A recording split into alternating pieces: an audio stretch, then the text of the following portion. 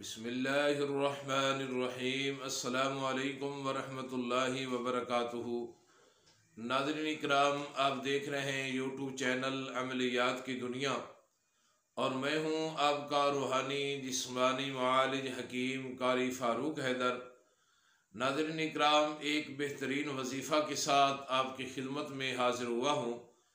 یہ وظیفہ ان گھروں کے لیے ہے، ان گھروں کے اندر رہنے والے لوگوں کے لیے کہ جن گھروں کے اندر نا اتفاقی ہو، لڑائی ہو، دنگا فساد ہو، جھگڑا ہو۔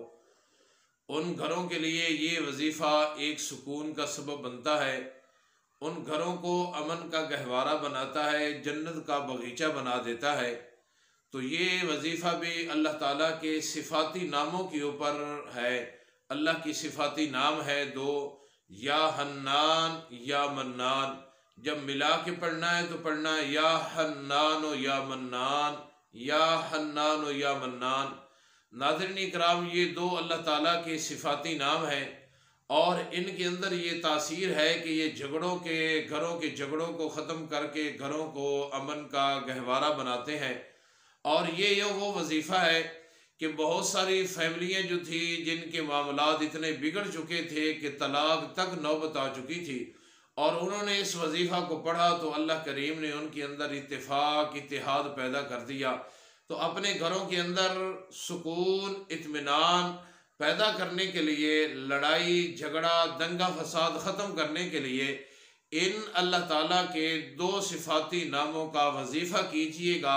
اور اس کے پڑھنے کا طریقہ یہ ہے کہ یہ پہلے تاک دفعہ آپ نے نماز والا درود پاک پڑھنا ہے 3 دفعہ، اور درمیان کے اندر فجر کی نماز کے بعد آپ نے 300 مرتبہ یہ اللہ تعالیٰ کی صفاتی نام پڑھنے ہیں، اور اس کے بعد پھر آپ نے 3 دفعہ نماز والا درود پاک پڑھنا ہے۔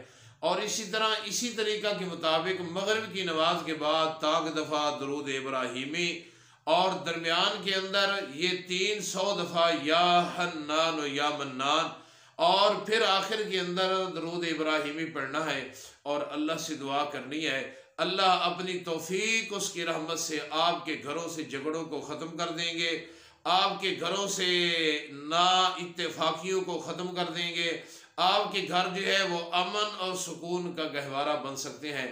تو ناظرین اکرام، اللہ کی یہ دونوں صفاتی ناموں کا وظیفہ پڑھیے گا، اور ہمیں اور ہماری پوری ٹیم کو اپنی پرخلوص دعاؤں کے اندر یاد رکھیے گا۔